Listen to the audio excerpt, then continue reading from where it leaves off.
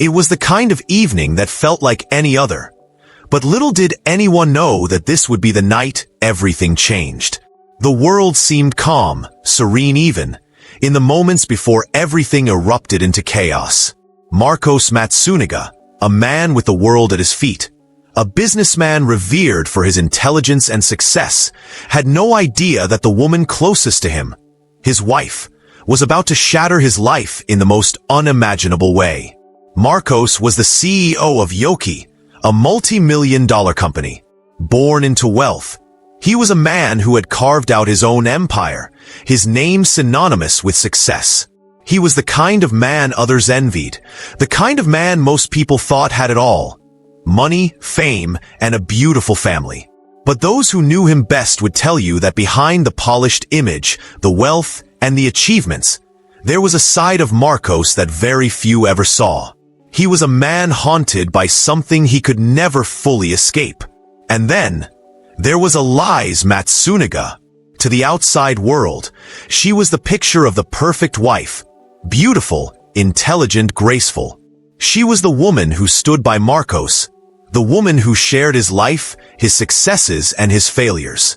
They seemed to have it all. Until one night, Elize's smile would be the last thing Marcos ever saw.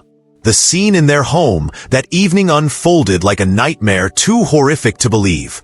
Marcos came home after a long day of work, stepping into his luxurious home with the confidence that his life was secure.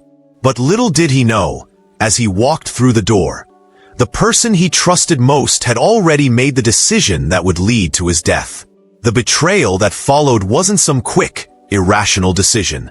No, it was carefully planned, methodically executed. Elize had thought it through. Every action, every step, every moment leading up to that night had been calculated. What started as a typical evening at home soon became the setting for one of the most brutal crimes Brazil had ever seen.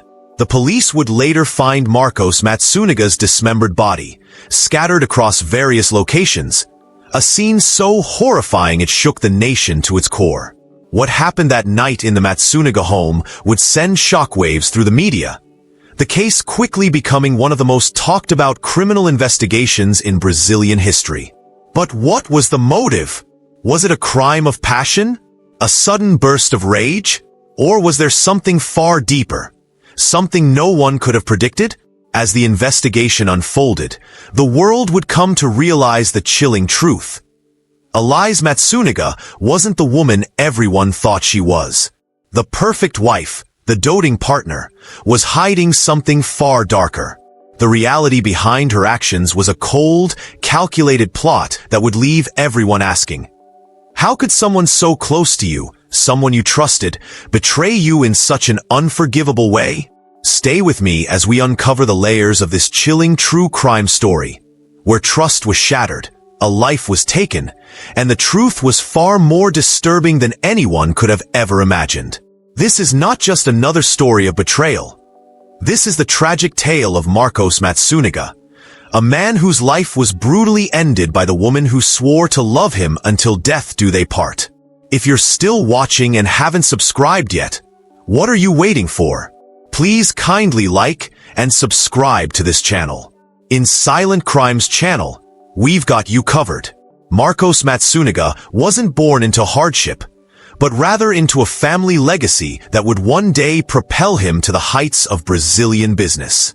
His father, a visionary in the food industry, built Yoki into one of the most recognized food brands in the country. Marcos was the heir to a vast fortune, a man who had the world at his fingertips. But unlike many who would inherit such a legacy and rest on their laurels, Marcos was driven, almost obsessively so. He wasn't content with simply taking over his father's company. No, Marcos sought to make his mark, to shape Yoki into something bigger, something more powerful. From a young age, he exhibited the kind of sharp business acumen that was rare even among seasoned professionals. His success in the corporate world was no accident. It was the result of a relentless work ethic and an ambition that could never be satisfied. But with that drive came a cost a cost that would eventually tear apart the very fabric of his personal life. As Marcos climbed the corporate ladder, his personal life remained intertwined with a woman who seemed to have all the right qualities. A woman who appeared to be his perfect match. Elize Matsunaga. Elize, a woman of beauty and grace, caught his attention when they met. She was intelligent, well-spoken, and seemed to complement Marcos in every way. To the outside world, they were the perfect couple. Success, wealth, and good looks. They had a child together. And from all appearances, their family seemed like the epitome of happiness. But, as is often the case with high-profile individuals, the perfect facade didn't tell the whole story. Marcos's intense focus on his work meant that he was often absent, leaving Elize to shoulder much of the burden at home. While he was off expanding his business empire, she was at home, raising their child, trying to maintain the image of the perfect wife. It wasn't that Marcos didn't love his family, but his obsession with Yoki consumed him.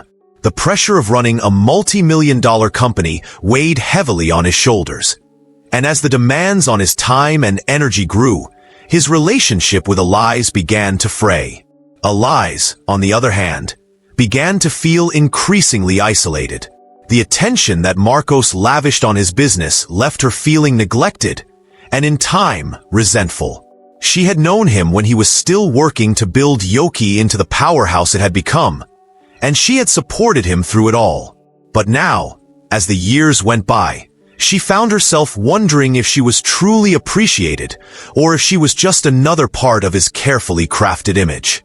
The cracks in their relationship became more apparent, but for a time, Marcos couldn't, or perhaps didn't want to, see the warning signs. As the years went on, Elize's discontent grew. She had once been the supportive wife, the woman who quietly stood behind Marcos as he climbed the corporate ladder. But now, she was a woman whose patience had run thin, whose frustrations were festering beneath the surface. Marcos, too focused on his work, didn't realize how much of a toll his absence was taking on their marriage. Elize began to feel that her needs, her desires, were not being met. And as she grew more resentful, she began to question her role in the marriage. Was she simply a trophy wife, a part of Marcos's perfect life? Or was there more to her existence than being a supporting figure in his success story? In the quiet moments, when Marcos was away on business trips or meetings, Elize would sometimes look at their lives, the house, the wealth, the status, and wonder if it was all worth it. She questioned whether the life she had built with Marcos was truly the life she wanted. The man who had once been her partner in every sense of the word had become a stranger. Someone who no longer seemed to care about the life they had created together. As Marcos became more entrenched in his work, Elize found herself turning inward, withdrawing from the life they had once shared. The loneliness she felt began to grow, and so did the anger. She resented the time he spent away, resented the way his company had taken priority over her and their family. But there was also something else. A deeper feeling began to take root, something that, when unleashed, would ultimately bring their world crashing down. Marcos, though seemingly successful in every other way, was blind to the discontent brewing in his home. He had become so consumed by Yoki, so wrapped up in the demands of his business, that he failed to notice the warning signs in his marriage. He couldn't see how his actions, or lack of actions, were pushing Elize further away. He didn't see how deeply his absence was affecting her until it was too late. The story of Marcos Matsunaga, a man whose name had become synonymous with success, was on the verge of taking a dark and unexpected turn. His focus on his empire had cost him more than he could have ever imagined. And Elize, the woman who had once been his biggest supporter, was about to make a choice that would change everything forever. As Marcos continued to navigate the highs and lows of his business world, he had no idea that the most dangerous threat to his success wasn't the competitors in the marketplace, but the woman he had trusted most, his wife. And as the tension between them reached its breaking point, the quiet, calculated actions of one woman would set the stage for a tragedy that would forever alter the lives of everyone involved. Elize Matsunaga wasn't the woman the public believed her to be. To outsiders, she was the perfect wife, gracious, poised, and seemingly devoted to her family. But the truth about Elize was far more complex, hidden beneath the surface of her perfect life. She was a woman with dreams, ambitions, and desires that, over time, had gone unfulfilled. Her life with Marcos, which had started with passion and promise, had slowly become one of isolation and resentment. Elize's story was not one of privilege. She grew up in a modest household, far from the wealth and luxury that she would later experience with Marcos. She had always dreamed of a different life, a life of excitement, a life of opportunities. When she met Marcos, she saw in him the possibility of everything she had ever wanted. He was successful, charismatic, and driven. They made the perfect couple, or so it seemed. In the early years of their marriage, Elize and Marcos were inseparable. She was his partner in every sense of the word. Together, they built a life, raising their child, sharing in the joys of their success, and enjoying the finer things that wealth could buy. But over time, the pressures of running a business began to take its toll on their relationship. Marcos, consumed by his work, started to spend more and more time away from home. The late nights, the endless meetings, the constant travel, it all began to distance him from Elize. She tried, for a long time, to be understanding. She supported him in every way, taking care of their home and their child, filling the gaps that Marcos left behind. But the more time he spent away, the more her own needs went unmet. She needed him, not just physically, but emotionally. She needed the connection they once had, the deep bond that had first brought them together. Instead, she found herself alone, left to navigate her feelings of neglect and frustration in silence. But Elize was no stranger to hardship. Beneath her composed exterior, there was a deep well of emotion, a well that had begun to overflow. She had her own demons, her own unresolved issues from her past, and she had always felt the weight of expectations placed on her shoulders. The constant pressure to live up to the perfect wife image, to be the epitome of grace and beauty, took its toll. The truth was, Elize was tired of being the supportive wife, the doting mother, the woman who always played the role that was expected of her. It wasn't just that she felt neglected. It was deeper than that. She had become trapped in a life she no longer recognized. The woman who had once dreamed of a different life, the woman who had wanted more than just luxury and security, was now suffocating under the weight of the very thing she had once thought would bring her happiness. In the quiet moments when she was alone, Elize thought about what her life had become. The luxury, the fine clothes, the expensive vacations, they no longer held the same appeal. She had everything material that she could have ever wanted, but emotionally, she was bankrupt. Her relationship with Marcos had become a series of unspoken grievances, a quiet tension that simmered beneath the surface. She was no longer the young woman who had dreamed of a different life. She was someone else entirely, someone who had become bitter and resentful. And as her anger grew, so did her desperation. She didn't want to be just the wife of a powerful CEO. She wanted to be seen. She wanted to feel valued, to feel desired. She wanted a life of meaning, a life where she wasn't just a background figure in someone else's success story. Marcos, oblivious to her inner turmoil, continued to focus on his work, unaware that his wife was slipping further away from him. But as the distance between them grew, so did Elize's sense of betrayal. Marcos had chosen his company, his business, over her, and she began to resent him for it. The man she had once adored had become a distant stranger, someone who didn't see her, who didn't understand her needs. The woman who had once been the picture of perfect grace and devotion had become a woman on the edge, A woman whose desire for control was growing by the day. It was in this space of emotional turmoil that Elize began to plot. What began as a slow, simmering anger turned into a burning desire for revenge. She had been ignored, sidelined, and abandoned, and now she wanted to take control of her life, no matter the cost. Her sense of betrayal was no longer something she could ignore. It was something that consumed her, something that clouded her every thought. She had a plan, one that would take everything from Marcos. The way she saw it, she had been the one to sacrifice the most in their relationship. She had given up her own dreams, her own desires, in favor of being the perfect wife, the perfect mother. Now, she would make sure that Marcos paid for taking her life away from her. The man who had once been the center of her world was now the source of her misery. And as Elize began to prepare for the unthinkable, she knew that there was no turning back. There would be no more waiting, no more silent suffering. The time had come to take matters into her own hands. But even as she plotted, she still had to maintain the illusion. To the outside world, Elize was still the perfect wife, the supportive partner. She wore the mask well, never allowing anyone to see the rage that simmered beneath her composed exterior. But inside, a storm was brewing, one that would soon explode in the most brutal way possible. Elize was about to make a choice that would not only end her marriage, but change the course of her life forever. And in doing so, she would forever alter the lives of everyone around her, including the man she once loved.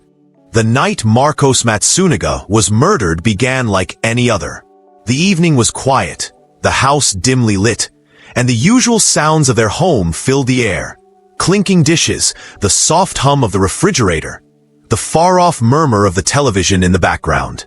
But beneath the seemingly mundane events of that night, Elize was preparing for a final, irreversible act. Marcos had just returned home from a long day at work. His routine was as predictable as the ticking of a clock. He had just returned from a series of business meetings, no doubt mentally exhausted, but satisfied with the progress he had made for Yoki.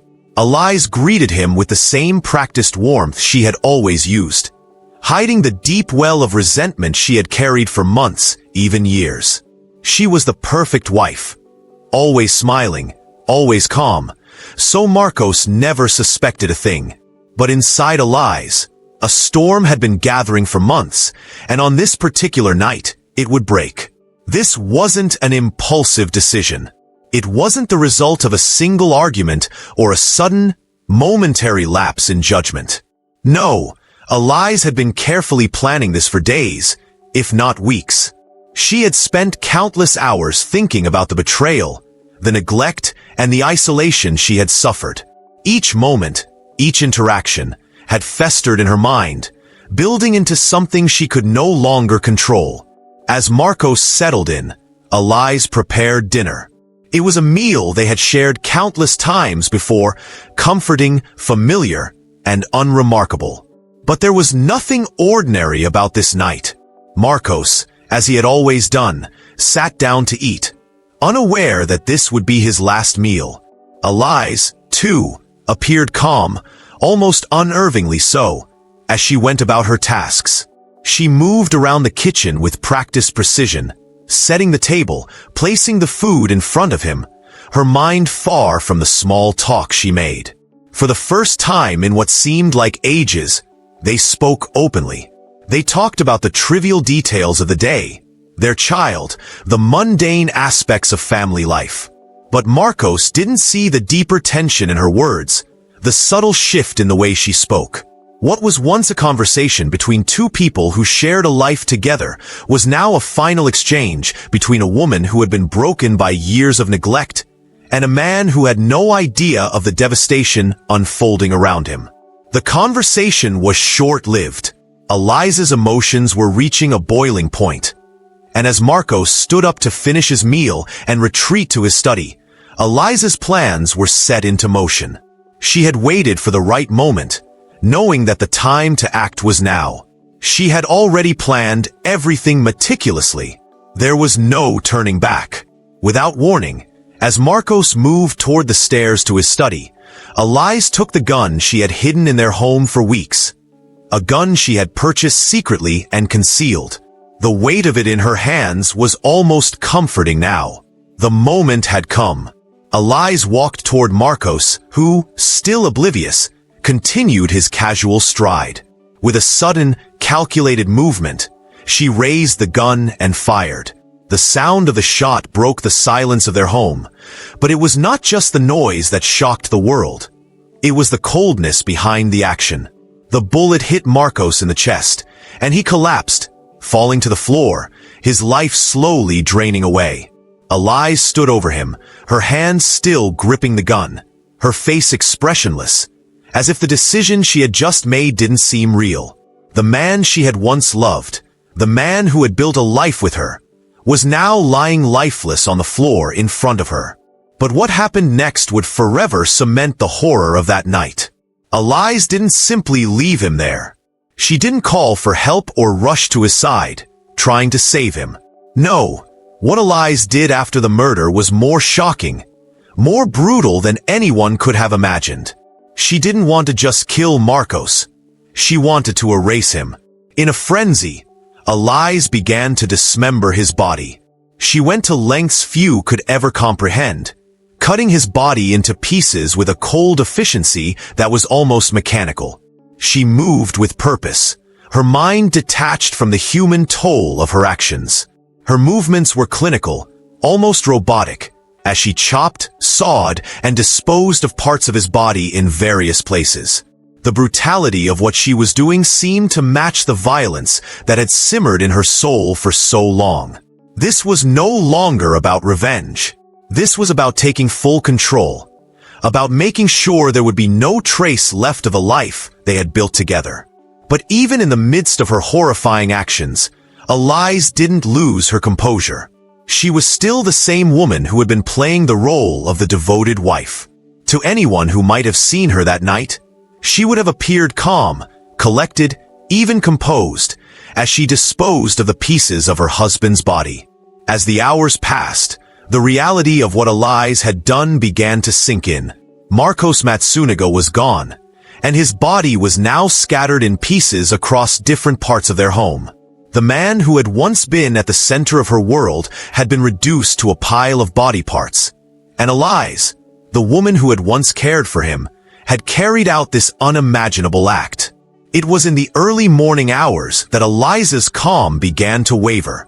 The act of dismembering her husband, the complete destruction of his physical form, began to feel like a weight she couldn't bear. The silence of the house, once comforting, now seemed suffocating. What had been a calculated plan was now an irreversible nightmare, one that could never be undone. But Elize wasn't finished. She still had to cover her tracks. She still had to get rid of the evidence, erase any connection to the crime that had just unfolded. So, she continued with her plan, disposing of the pieces of Marcos's body in ways that would make it difficult, if not impossible, for the authorities to find him. She thought she had thought of everything, every detail accounted for. But as we know, nothing ever goes as planned. The murder of Marcos Matsunaga, in all its brutality, was just the beginning. What followed would be a long and complicated investigation, one that would unravel the truth behind Elize's actions and reveal just how far she was willing to go to take control of a life she no longer wanted. In the silence of that night, Elize Matsunaga had made a choice that would not only destroy her own life, but also change the course of a nation's understanding of love, betrayal, and the ultimate consequences of unchecked emotions. And for Marcos Matsunaga, it would be the final chapter in a life that had once seemed perfect, a life that was ultimately shattered by the woman who had once been his greatest love. After the brutal act, the house remained eerily silent, save for the faint hum of the refrigerator and the creak of the floorboards under Elize's steady movements. The gravity of what she had done began to settle in. What had started as an almost clinical execution of her plan to kill Marcos Matsunaga quickly became something more overwhelming. an impossible task of trying to erase all traces of the life she had taken. Elize was now in the midst of a self-imposed nightmare. The reality of her actions was no longer an abstract concept. She had crossed a line that couldn't be uncrossed, and the consequences would come whether she was ready for them or not. It was in this moment of raw desperation that Elize's true methodical nature surfaced. She wasn't just trying to cover up the crime. She was calculating, organizing, and thinking ahead. She knew what she had to do, even if she didn't know exactly how it would all end. The first order of business was to hide the body, to make sure there was no evidence left behind that would point directly to her. She had already dismembered Marcos, but that was only the beginning of her twisted plan. With the precision of a surgeon, Elize set about taking the pieces of Marcos's dismembered body and placing them in several different locations around the house.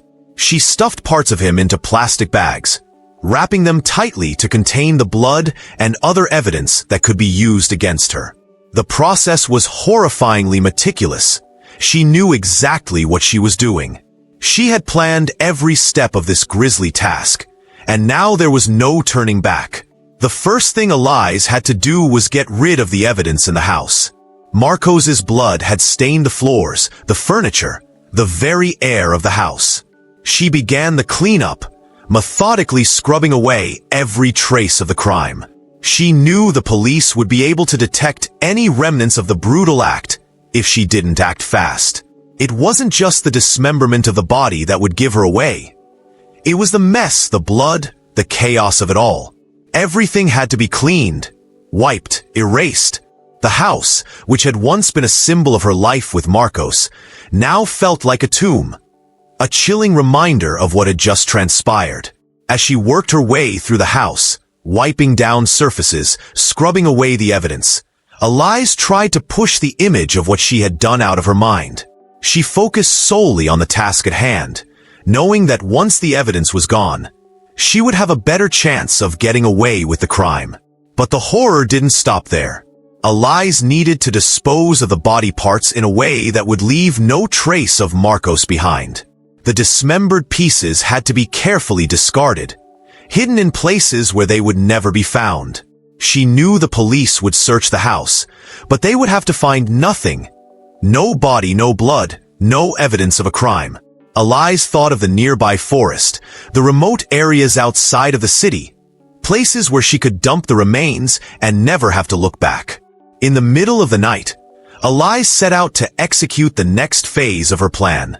She placed the body parts in a large suitcase, carefully wrapped and concealed. There was an unsettling calmness in her actions. Every move was deliberate. She didn't panic, even though the enormity of the crime should have consumed her. Instead, she remained calm, pushing forward with the one thing she believed would save her: getting rid of the body and any evidence that could tie her to the crime. Elize drove to a secluded area, a part of the city far removed from the watchful eyes of the authorities.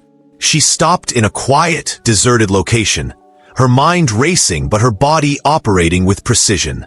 In the dead of night, she disposed of the suitcase, throwing it into a remote area that she believed no one would ever think to search. It was as if the final remnants of Marcos were being swallowed by the earth, his existence fading from reality, leaving nothing but an empty shell of a life that had once been so full. But even in the midst of these frantic measures, Elize couldn't shake the feeling that she was being watched. Every creak of a branch, every distant sound, seemed amplified in the stillness of the night. She returned home, but the fear of being caught never left her.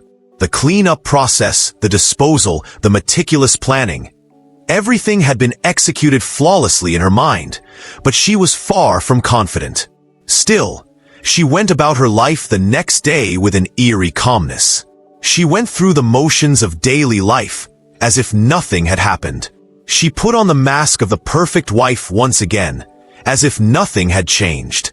She acted as if Marcos were simply out of town on business, as if the events of the night before had never transpired. Elize did everything she could to appear normal, No one would ever know that Marcos was gone.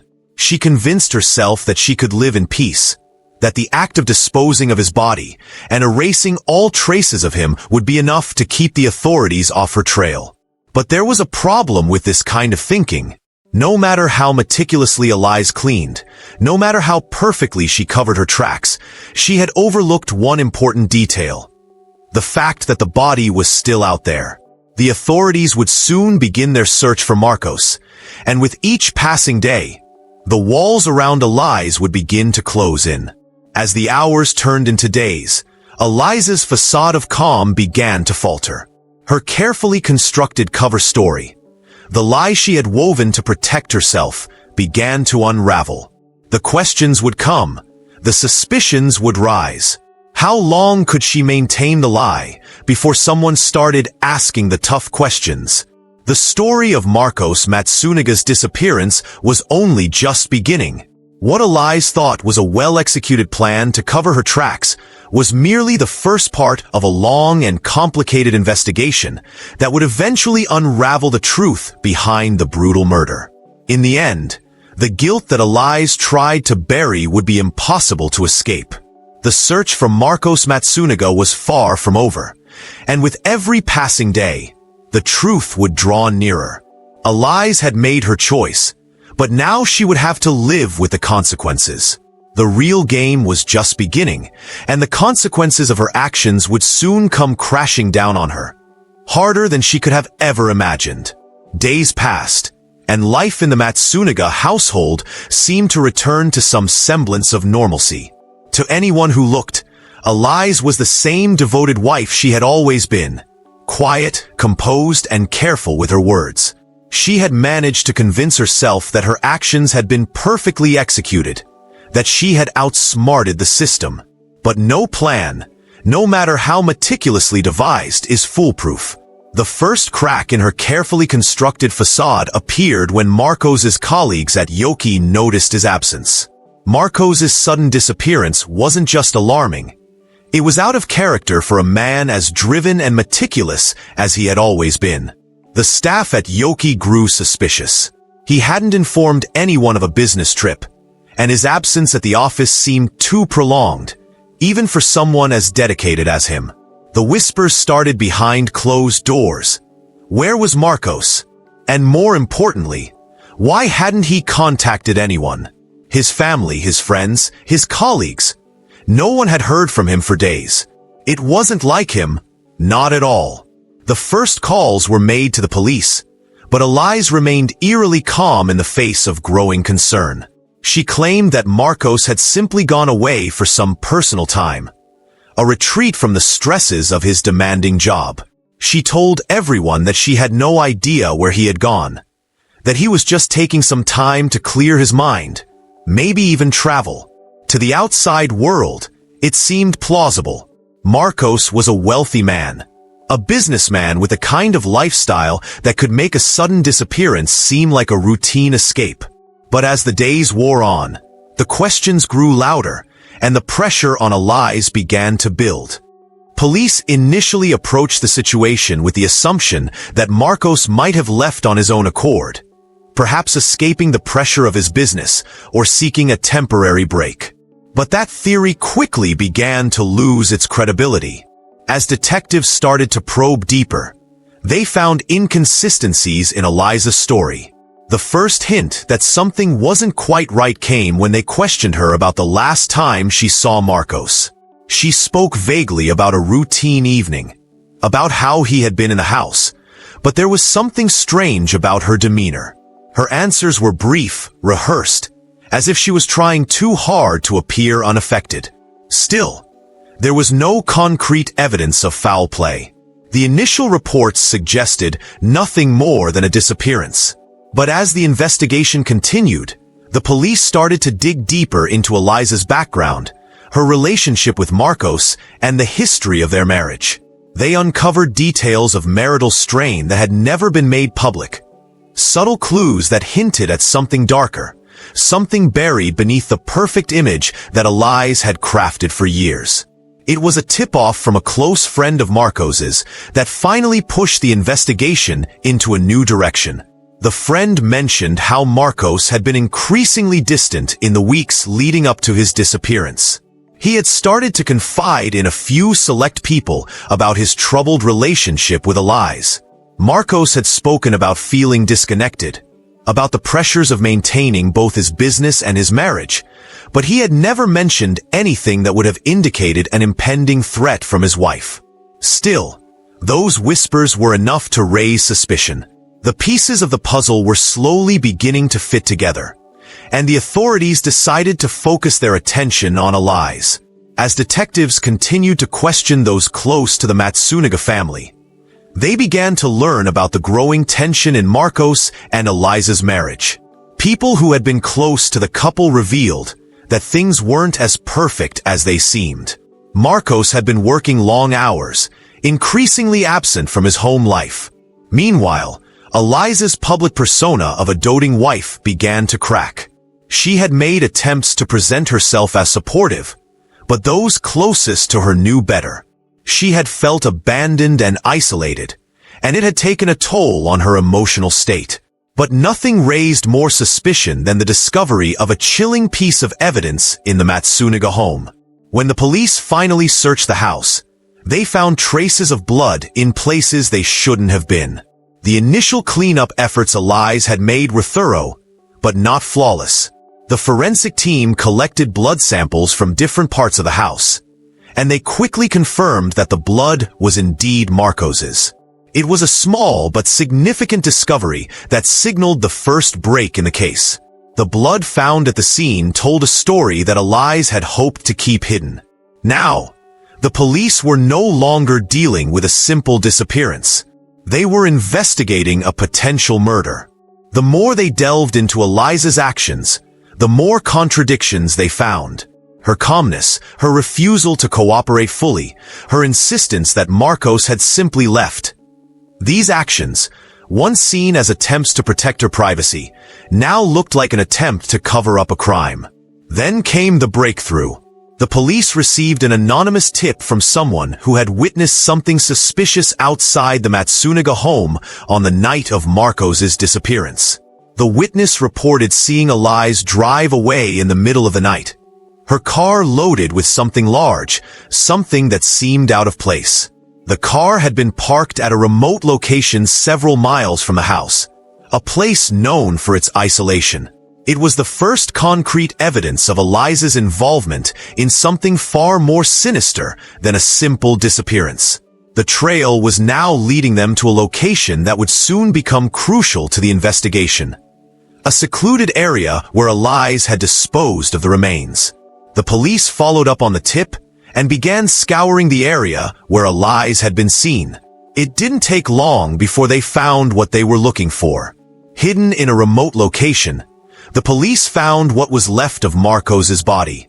The dismembered pieces were buried, scattered, and hidden in various locations, each part carefully concealed, as if Elize had been determined to erase every trace of her husband. The gruesome discovery left investigators in shock. It was clear now. Marcos hadn't just disappeared. He had been murdered.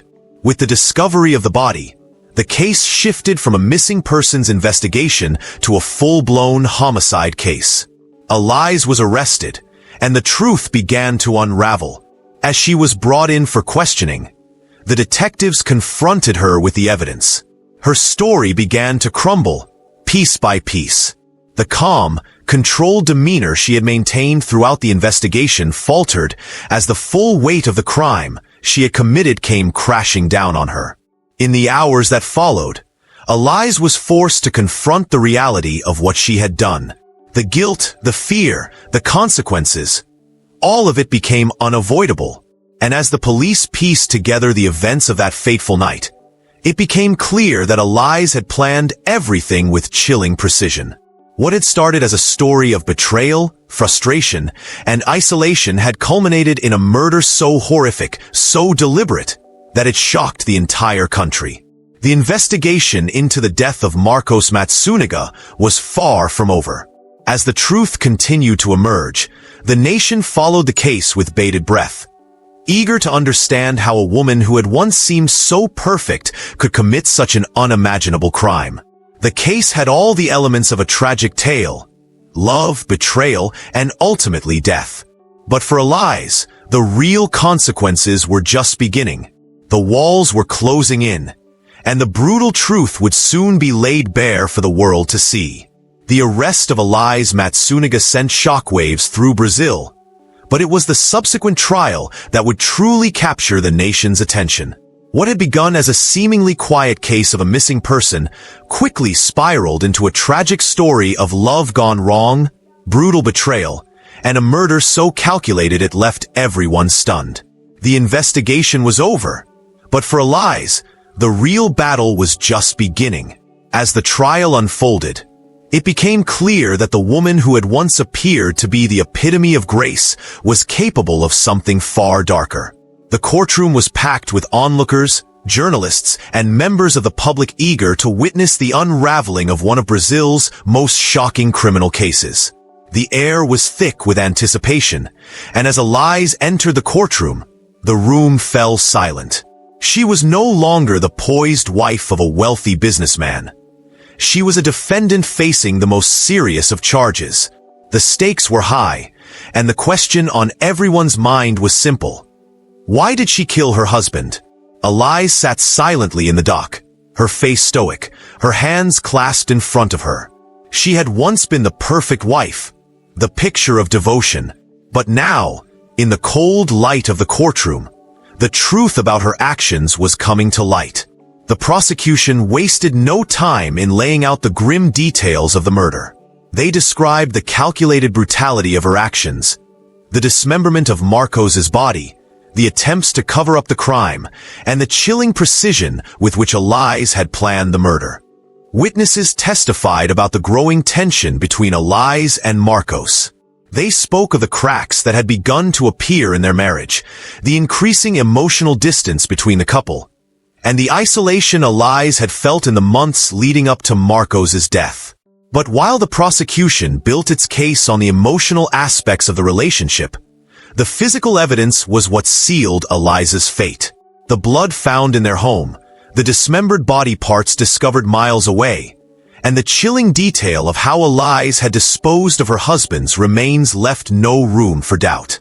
Elize's defense team attempted to paint a different picture of the events, one of a woman driven to the edge by years of emotional neglect and betrayal. They argued that she had snapped, that the pressures of living in the shadow of a successful husband, while feeling invisible and alone, had driven her to commit the unthinkable. The defense painted Elize as a woman who had been pushed to her breaking point, a woman who had been overwhelmed by her emotions and made a tragic mistake. They portrayed her as a victim of circumstance, a woman who had been emotionally manipulated and isolated, leading her to take extreme measures in a moment of despair. But the prosecution wasn't swayed. They highlighted the cold, calculated nature of the crime, emphasizing that Elize had planned everything meticulously. It wasn't an act of spontaneous rage. It was a premeditated murder, a carefully executed plan to eliminate her husband. The fact that Elize had spent hours dismembering his body and disposing of the remains made it clear that this was no mere crime of passion. She had made a choice to take control of her life, no matter the cost, and she had gone to unimaginable lengths to make sure that Marcos would never be a part of it again. The testimony from the forensic team further revealed the horror of Elize's actions.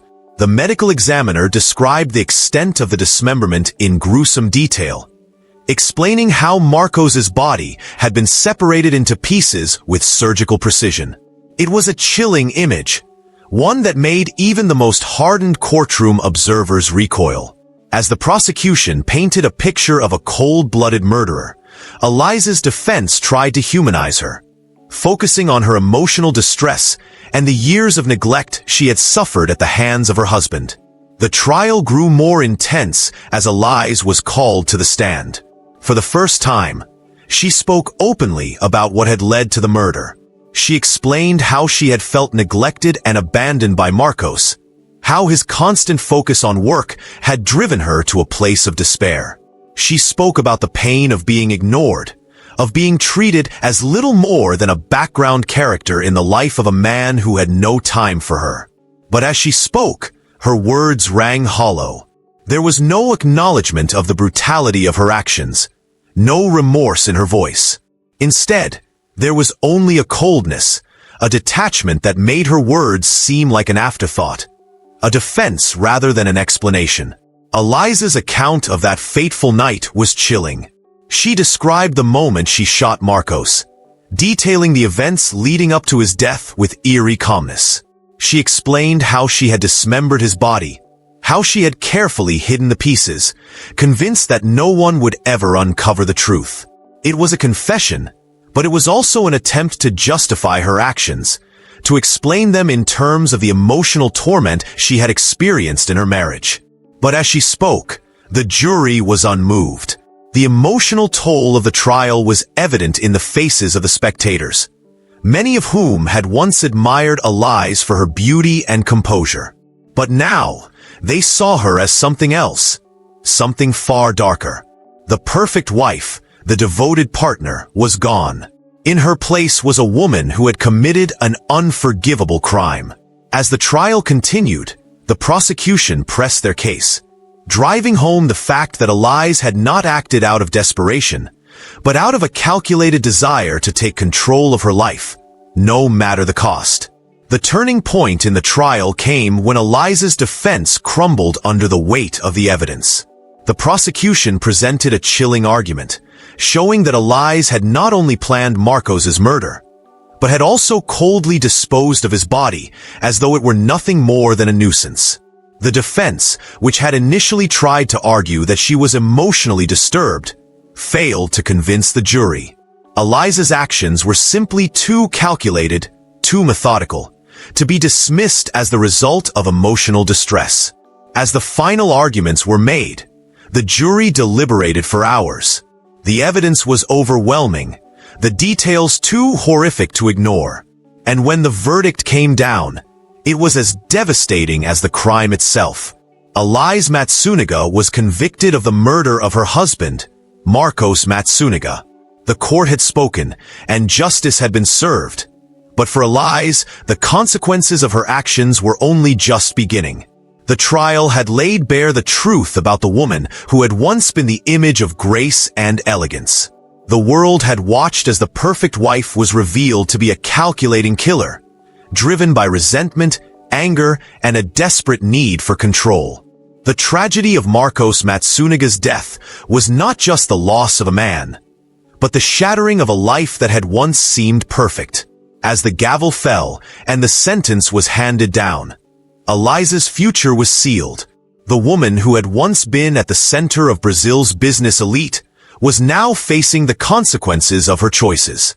The story of Marcos Matsunaga and Elize Matsunaga was far from over, but it had taken a turn that no one could have predicted. The fall of a woman who had once had it all, only to lose everything in the wake of a single, brutal decision. The conviction of Elize Matsunaga marked the end of a long and painful legal battle, but it was only the beginning of a new chapter in her life, one that would unfold behind bars. The sentencing phase of her trial was a somber occasion, a final moment where the full weight of her actions would be measured, and where the consequences of her cold, calculated crime would finally come to fruition. The courtroom was filled once again with spectators, journalists, and those who had been following the case from the start. The tension in the air was thick, as everyone waited to hear the final verdict on Elize Matsunaga's fate. The media had followed the trial relentlessly, captivated by the dramatic twists and the shocking revelation of a woman who had seemingly everything, only to take it all away in a brutal act of violence. Now, Elize's future hung in the balance, as the judge prepared to hand down her sentence. Elize sat quietly in the dock, her expression unreadable, her eyes focused on the floor. Her face was devoid of emotion, as if the reality of her situation had finally sunk in. Throughout the trial, she had maintained a composed exterior, but now, the enormity of her crime was beginning to settle in. The woman who had once been the picture of grace and elegance, the devoted wife of a successful businessman, was now a convicted murderer. There was no escaping that fact. The prosecutor, having laid out the brutal nature of the crime, spoke passionately during the sentencing phase, reminding the court of the calculated and cold-blooded manner in which Elize had ended her husband's life. They pointed to the brutality of the dismemberment, the meticulous planning, and the deliberate actions Elize had taken to cover her tracks. The prosecution emphasized that Elize's actions were not the result of a fleeting emotional outburst, but rather a deeply planned and executed act of vengeance. They argued that the crime was not only brutal, but also premeditated. Elize had not only murdered Marcos, but she had destroyed his body in a way that was both disturbing and final. She had taken everything from him, even his physical form, and in doing so, had left a permanent scar on the people who loved him. The defense, however, pleaded for leniency, attempting to focus on Elize's emotional state and her alleged suffering within the marriage. They highlighted the years of neglect and emotional strain she had experienced, claiming that these factors had pushed her to the breaking point. The defense painted a picture of a woman who had been emotionally abused, one who had been driven to commit the crime in a moment of intense emotional turmoil. They pleaded for a lighter sentence, one that would take into account her mental state and the circumstances surrounding the murder. But the prosecution's case was strong, and the judge's decision was clear. Elize Matsunaga was sentenced to 19 years and 11 months in prison. The sentence, though significant, was seen by many as relatively lenient given the brutality of the crime. For Elize, it marked the beginning of a long period of reflection, if reflection was even possible after the enormity of what she had done. As the sentence was handed down, there was a palpable sense of finality in the courtroom. The once respected businesswoman, the wife who had once seemed to have everything, was now a criminal. Elize's life had been irrevocably altered. She was no longer the woman who had graced the cover of magazines or attended high-profile events. She was now a convicted murderer, facing the harsh realities of life in prison. In the months following the trial, Elize's story continued to make headlines. The media remained fixated on her life, how she had gone from being the perfect wife to a cold-blooded killer, and how her story had captivated the public's imagination. Journalists and commentators continued to dissect every detail of her life, speculating on what could have driven a woman like Elize to commit such a horrific act. Meanwhile, Elize's life behind bars began. She was initially placed in a high-security women's prison, where she would serve her sentence. The transition from a life of luxury and privilege to the harsh realities of prison life was a difficult one. But Elize faced it with the same stoicism she had displayed throughout the trial.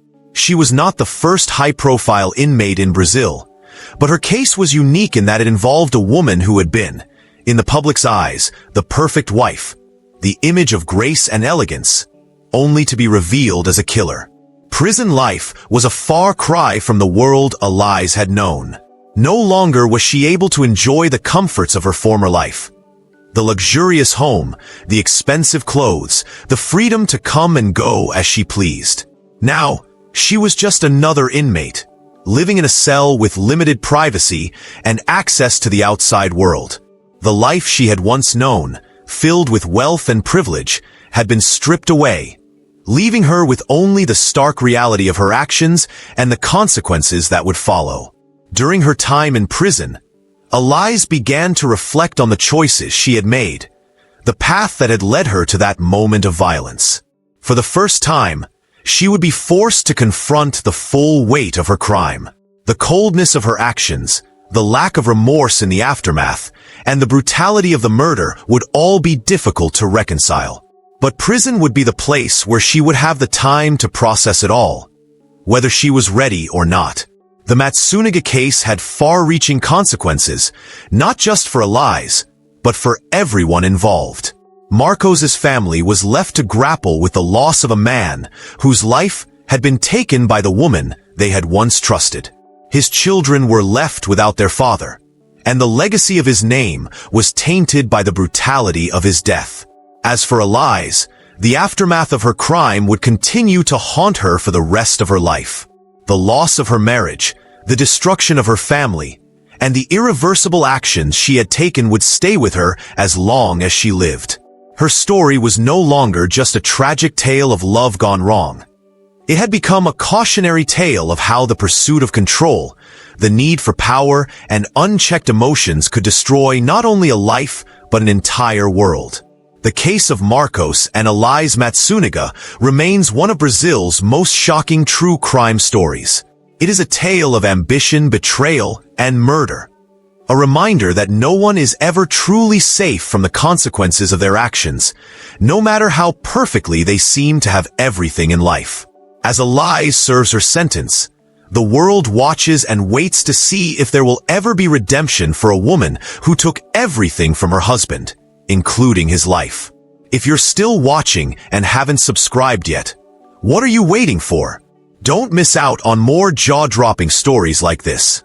Hit that subscribe button now, and make sure you're always the first to know when the next shocking true crime unfolds.